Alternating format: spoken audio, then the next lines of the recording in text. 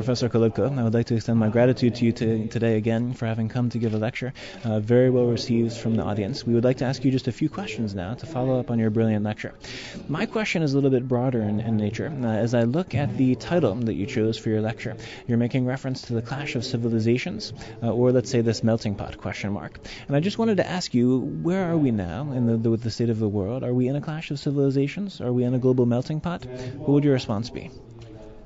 I would respond to you that we are much more at this stage of global melting pot, but there are some signs and some risk, and I may say that recently, and by recently I mean, say, last 2-3 years and also last 2-3 months, the risk of clash is growing, but basically this is the melting pot, because there is much more of not only capital flow, trade, but also people's exchange. We do travel, we send the messages, we are taking advantage for good or bad of the social networks, etc.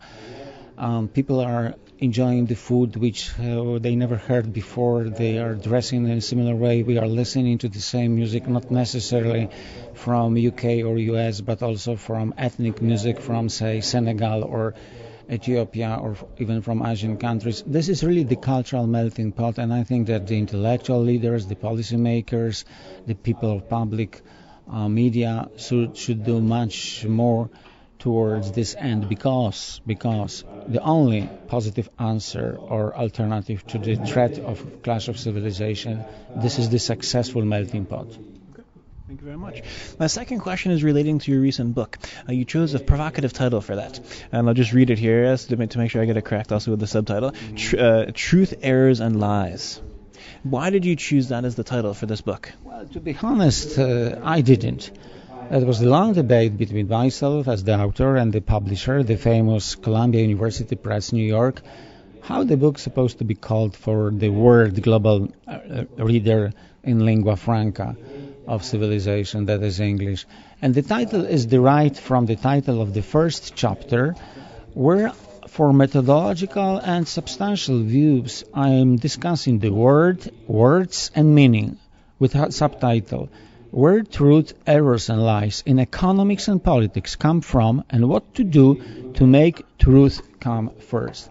Because I've been involved for so many years in economics, in a broad sense, from both sides, as a scholar doing research, a theoretical approach, but also application, strategy, politics. I've been 4 times a deputy prime minister of Polish government. I did advise some international organizations, starting from the IMF and the World Bank. So I know how the world culture, polity, economy works from theoretical viewpoint, but also from the practical viewpoint. And I have traveled a lot. And I have heard so much blah, blah, blah, so much stupidity, so much things which are simply not truth. And then I ask the question, because sometimes people which are educated, which are supposed to know, some of them they are the university professors, some of them they are in the governments, they're telling the sheer untruth. And there is a very big difference to judge somebody and to discuss with somebody if somebody is wrong. For whatever reason, he or she has not read enough. They are a logical flow in the train of thought. And we deal differently with somebody who is deliberately lying. And in politics, it happens often, I would say too often. And unfortunately, in economics, which is not anymore a research or academic economics, it's more like, I would say, lobbying or public opinion manipulation on the behalf of the special interest groups. So simply, some of them, they are lying, and then you have to counteract that in a different way. So therefore, I have agreed for the proposition of the publisher, Columbia University Press, to call the book Truth, Errors and Lies, but only with the subtitle Politics and Economics in the Volatile World, because the book is basically about the long-term development processes, explaining the people in a very readable, enjoyable language, understandable. Economics supposed to be as simple as possible, but not simpler. what depends upon what, how we have come to the current situation in the global economy, in the global society, culture, politics, technology, environment. This is the tour de force in time and space, back to the future, back to the past. I'm using the past as an instrument to show the future, to explain the future. Actually, the book is very much about the future. It's a very risky business to write about the future. I have undertaken this risk, and maybe that's what has made the book so big international bestseller. Thank you very much. My colleague has prepared several questions for you as well. All right, I have two questions for you. The first is, historically, Poland has had a very pro-transatlantic outlook, which has somewhat eroded in recent years. Economically, do you think that Obama administration is making a strategic error in somewhat ignoring Central and Eastern Europe in its foreign policy? I wouldn't say that we are being ignored in this policy. I'm afraid that the problem with policy of Mr. Obama is that he is not able to deliver because of American political structure. I've been recently with the book tour from Columbia to Berkeley, from Yale to Stanford, from Toronto to Miami. I met plenty of people and I listened what's going on, and I would say that the basic American problem is the sufficiency of American democracy. I know that it sounds awful, but this is the fact. To solve the structural financial crisis of U.S. public finance system is difficult, definitely painful and costly, but it's the problem which has the solution. But when you are taking a look into the political scene, it's a mess. It simply does not work. Mr. Obama, most of the time, according to my reasoning, is right. He is correct in his approach and his propositions, but he is short of majority. So what you do if you are right and you don't have majority? That was the awful experience I went through when I was Deputy Prime Minister and Finance Minister of my great small country of Poland. You may bet that I'm convinced that most of the time, not all of them, but most of the time, I was right. But pretty often I was short of majority. So what you do in democracy under such the circumstances, you are looking for a compromise. You are looking for the way to get majority, but sometimes to get majority you have to give a little bit over there.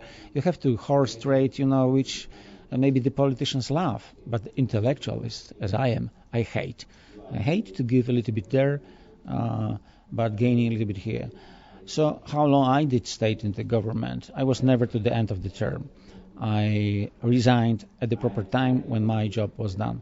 As long as a price for achieving a political compromise to have the things moving forward was not as big as breaking my own principles, I was looking for such a compromise. But since the moment I had to accept the principles of somebody else, not along my values, for having a pragmatic working compromise, that was the day of saying thank you, goodbye, my job is done. Well, I'm not advising that to do to President Obama. He must stand the end of his term and he must fight to be re-elected, which doesn't make the policy any more easier. But as for the global policy, well, maybe because we are too pro-American. I think that Poles are a little bit too pro-American. It comes too easy, without distance, without proper criticism. And we have given too much to, say, American geopolitics not being compensated enough.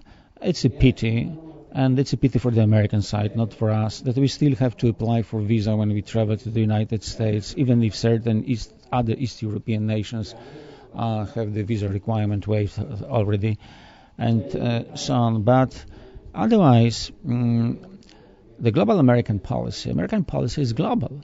American policy is global, and I don't like it as a citizen of Poland, of my country, but I do understand the American approach, that simply it's a cynical policy. They are taking each region in a way instrumental from their viewpoint. So sometimes each Central Europe is seen as a buffer zone, or as intermediate, or as an instrument towards American policy towards post-Soviet Union led by Russia. And for that reason, I think that sometimes Polish politics is too pro-American and not enough sympathetic towards Russia, which is our neighbor, and which should be also our much more important trade and cultural partner, etc. But otherwise, I wouldn't say that we are being neglected or ignored by American policy. I think that our foreign minister was chatting with Mrs. Clinton recently again in Washington. I'm not sure how much they accomplished behind the closed door, but we have contributed to the dialogue between so-called emerging Europe and U.S. on the behalf of the global prospects, I think, significantly. And one final question from my side. Based on your expertise in economics and your extensive travels around the world, would you say that given the historical and cultural context in which economic systems develop, is culture an asset or an obstacle in terms of economic liberalization in some cases? Both. It depends on the openness of minds which are being involved in the public debate. Even in my country, in Poland, as I said also today during my presentation, we have to be much more tolerant, much more multicultural and open for different values. It is much easier, and I think that part of the Polish success over the last 20 plus years, it is a homogeneous nation of Poland, actually one nation without any significant minorities, one religion. That helps. But if this one religion and one nation is not flexible enough and not tolerant for other nations and other religions, we have to intertwine, we have to interact with more and more in this world of change during the era of globalization. That is an obstacle. And for that reason, if you have, for instance, a legacy in the form of Islam fundamentalism, by all means, this is something what makes the process of cooperation, coordination, and progress much more difficult. But if you have something like, say, this melting pot ingredient of American values, there is something like American values. But American values are based on so very many other values, but still there is America. You may see it, whatever big gathering is, plenty of languages, plenty of cultures, but somehow it was cooked in this pot with the result bringing the mighty of America. And for that reason, yes, we must learn much more from American culture, this positive side of this culture, than say from recent mismanagement of American economy and so on. So this is both a chance and a risk, a threat and a merit, and it must be managed in a very sensitive way. Maybe sometime I'm too pragmatic. First of all, I'm trying to be rational and pragmatic, and people are, including the nations, including the political leaders, pretty often the political correctness requires that some is very patriotic, very protective for the traditional cultures. Pretty often they don't mean what they say in the politics. That is, again, the debate about what is truth, what is errors, what is lies. But I'm looking for the world of the future, which will be more open, more tolerant, more interdependent, and more mixed. I think that the only chance to go forward is multiculturalism, or in other words, this melting pot, and it's supposed to be taken into account as a factor for development. But one must be very careful. Almost 100 years ago, in 1913, it seemed to very many smart people, even the smartest of them, that the new brave world had come. That time of globalization, which was quite different, another early stage of technological revolution. There was a kind of the global economy, still unfortunately for some, and very fortunately for some others, divided into the metropolitan countries and colonies. That was the colonialism, that was the imperial system, but that was then interdependent global or worldwide economy. And that seemed to some people that this is, well, brave new world with a prosperous, peaceful future. Take a look. A year later, that was the beginning of World War I.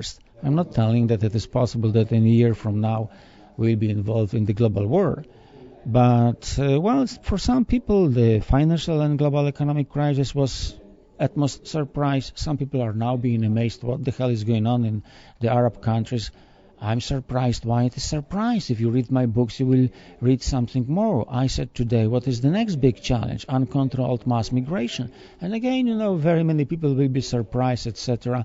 Now they should discuss how to tackle the issues. And if we want to avoid millions of Arabs coming without visas, being not invited to our countries, we have to find a way to help them now to settle down, to have a prosperous future, to use also experience of liberalization, democratization, marketization of emerging Europe, of European integration. So what I'm proposing in my train of thought, in my thinking and acting, it's really a pragmatic approach, and maybe for that reason it is called New Pragmatism. Professor Kolodko, I'd like to thank you very much once again for not only the interview, but also your brilliant lecture today. I think we're all very much looking forward to reading your book, Truth, Errors and Lies, and thank you once again for coming to Berlin. Thank you very much. The book is around, and it is accompanied by the special portal, where it's also a blog, which became a very great discussion club, volatileword.net, and everybody is welcome there, and we can continue never-ending intellectual debate, intellectual journey into the hopefully prosperous future. We're looking forward to continuing the debate. Thank you very much. Thank you.